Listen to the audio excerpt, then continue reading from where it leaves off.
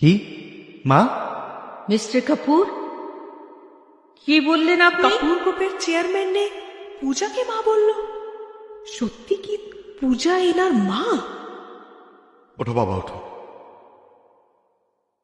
এইসব কি হচ্ছে? আমি তোর মাকে বহু বছর আগে রক্ষা করতে পারিনি, আর আজও পারলাম না। ড্যাড, আমি বলেছিলাম না এই মালহোত্রা পরিবার খুবই সেলফিশ। ড্যাড? মিস্টার কাপুর তোমাকে ড্যাড বলল? কাপুর গ্রুপসের চেয়ারম্যান তোমার বাবা? এটা কিভাবে সম্ভব? একটা লেবারের ছেলে এত বড় বিলিয়নিয়ার? কি, আমি তো এখনো বিশ্বাস করতে পারছি না। বাস, অনেক হয়েছে নাটক। ড্যাড, আমি কখনো কল্পনা করতে পারিনি যে মালহোত্রা পরিবার এত নিচু, এত অধঃপতনে যাওয়া মানুষ, এত নীচ এবং জঘন্য লোকেদের জন্য এত কিছু করেছো তুমি।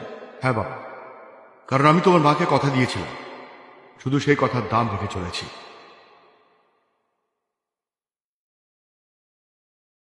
মনে হচ্ছে মাও তোমার এই অপমান আর সহ্য করতে পারছে না। আরে অর্জুন বাবা, এসো এখানে বসো। আদিত্য, তুমিও এসো। দেখো, এই দুটো চেয়ার আমি তোমাদের জন্য রিজার্ভ রেখেছি।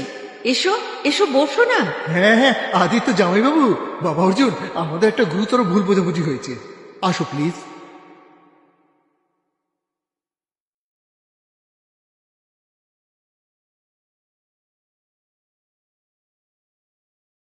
এদের সবার নজরে আমার স্থান ওটাই। শোনো, সমস্ত গিফট তুলে নাও এক্ষুনি এক্ষুনি। জি মাঝি। এখন সব ভুলে যাও ভালো। আজ এই আনন্দের অনুষ্ঠানে আমার পুরো পরিবার আমার সঙ্গে আছে। আমরা সবাই একই পরিবারে। একদম ঠিক বলেছেন আপনি। কত বুদ্ধিমান বাচ্চা আমার। তাছাড়া এত বড় ব্যবসা কি করে অর্জুন একা সামলাবে, তাই না? কাপুরস গ্রুপ এবং তার অ্যাফিলিয়েটেড কোম্পানিগুলি মালহোত্রার সাথে যা যা ডিল ফাইনাল করেছেন সেগুলি ক্যান্সেল করে দিন। 5 মিনিটের মধ্যেই এই কাজটা হয়ে যাওয়া উচিত। হ্যাঁ,